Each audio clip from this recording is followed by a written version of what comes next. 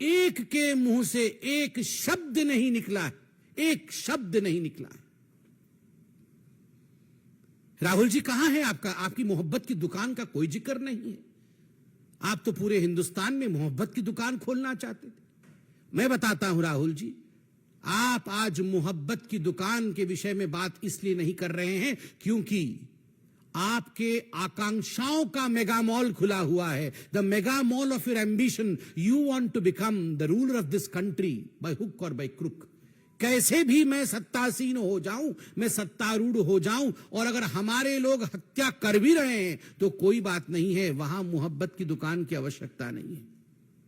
ये मोहब्बत की दुकान और मोहब्बत के दुकान की फरमान ये केवल उन्हीं जगह आवश्यक है जहां मोदी जी पे और भारतीय जनता पार्टी पे प्रहार किया जा सकता है। कोई बात नहीं अगर कांग्रेस का कार्यकर्ता भी टीएमसी के लोगों द्वारा उसकी हत्या कर दी जाए और कांग्रेस के नेता खुद बंगाल में कहे कि हमारे कार्यकर्ताओं की हत्या हुई है, उस पे भी राहुल गांधी और कांग्रेस के शीर्ष नेतृत्व की चुप्पी यह दर्शाता है कि इन लोगों का एम्बिशन कितना बड़ा होता। ये सारे नेता, ये जो हाथ पकड़ पकड़ के कभी बेंगलुरु में खड़े होते हैं तो कभी किसी और राज्य में खड़े होते हैं, महागठबंधन का दृश्य दिखाते हैं। कहां है वे सारे नेता? कहां है लालू प्रसाद यादव? कहां है नीतीश जी? कहां है वो मोहब्बत की दुकान खोलने वाले राहुल गांधी? कहां है ये सारे महागठबंधन के नेता? नहीं, ये कोई दुर्घटना का दृश्य नहीं, ये मर्डर है, ब्लेटेंट मर्डर। दिन दहाड़े हत्या की गई है केवल इसलिए क्योंकि आप टीएमसी को वोट नहीं कर रहे। और ये कोई केवल भारतीय जनता पार्टी के कार्यकर्ताओं का मर्डर नहीं है, इसमें कांग्रेसी भी हैं, इसमें कम्युनिस्ट पार्टी के लोग भी हैं, इसमें बाकी पार्टी के लोग भी हैं। उनका गणना चल रहा है और स्वाभाविक रूप से जहां तक बंगाल का स्वभाव है, हम जानते हैं कि कहा जाता था कि what Bengal thinks today India thinks tomorrow. जिस भूमि से कभी वंदे मातरम के शब्द उपजे थे, आज बड़े दुख के साथ कहना पड़ रहा है कि आज उसी भूमि में थैंक्स टू टीएमसी जिस प्रकार की हिंसा हो रही है वो अपने आप में अप्रत्याशित है। इससे पहले कभी इस प्रकार की हिंसा न हमने कभी देखा था, न किसी चुनाव में सुना था। चुनाव और हिंसा आज बंगाल में पर्यायवाची शब्द बने हुए हैं और बंगाल में ये कोई पहली बार हो रहा हो ऐसा विषय भी नहीं है। इस बार के पंचायत के चुनाव जो कि अभी 8 जुलाई को संपन्न हुए, आज काउंटिंग चल रहा है।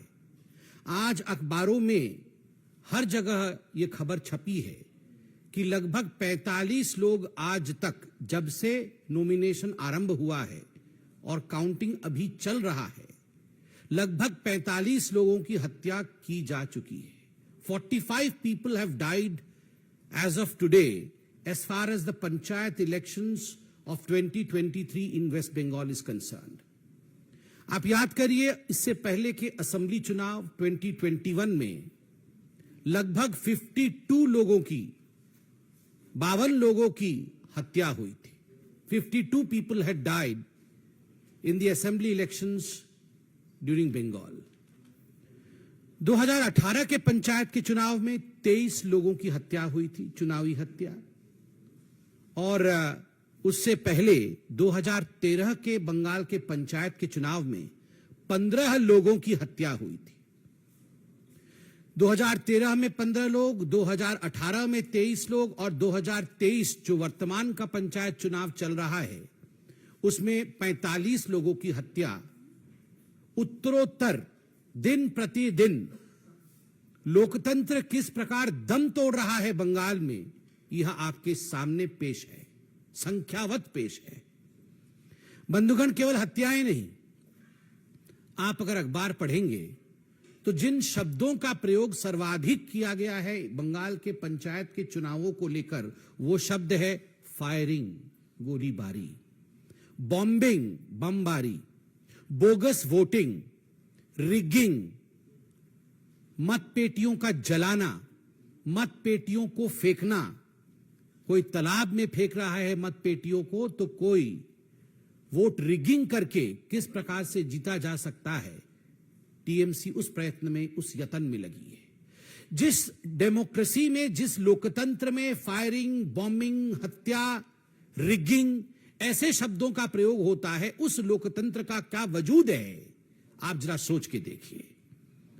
बंधुगण, आप सभी जानते हैं कि जहां तक भारतीय जनता पार्टी का सवाल है, हमने लगभग 6000 पोलिंग बूथों पे रीपोलिंग का डिमांड किया था। इस कदर एक बायसनेस के साथ ये पोलिंग हुई है। आप सबने सुना था सुप्रीम कोर्ट और हाई कोर्ट ने क्या कहा था। सुप्रीम कोर्ट ने ताकीद किया था राज्य सरकार को कि आप सही तरीके से तटस्थ होकर केंद्रीय बल के साथ, सेंट्रल फोर्सेस के साथ चुनाव कराइए। सेंट्रल फोर्सेस तो गई, मगर डिप्लॉयमेंट जो सेंट्रल फोर्सेस के हुए, उनका ठीक तरह से डिप्लॉयमेंट राज्य की सरकार ने नहीं किया।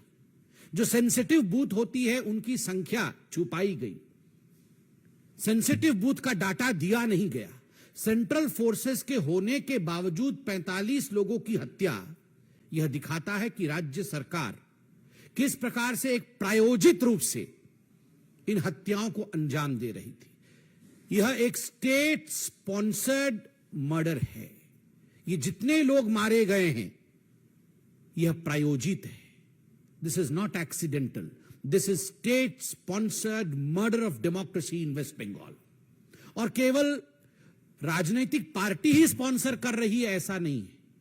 इंस्टीट्यूशनलाइजेशन, संस्थागत मर्डर है, अर्थात इसमें पुलिस प्रशासन से लेकर जो डिस्ट्रिक्ट अधिकारी होते हैं और जो प्रशासनिक अधिकारी होते हैं, वह सब सम्मिलित हैं। एक तरह से सबके मिली भगत से यह स्टेट स्पॉन्सर्ड इंस्टीट्यूशनलाइज्ड मर्डर आज वेस्ट बंगाल में हो रहा है। आप सोच के देखिए, 21वीं शताब्दी में भारतवर्ष बैठा हुआ है।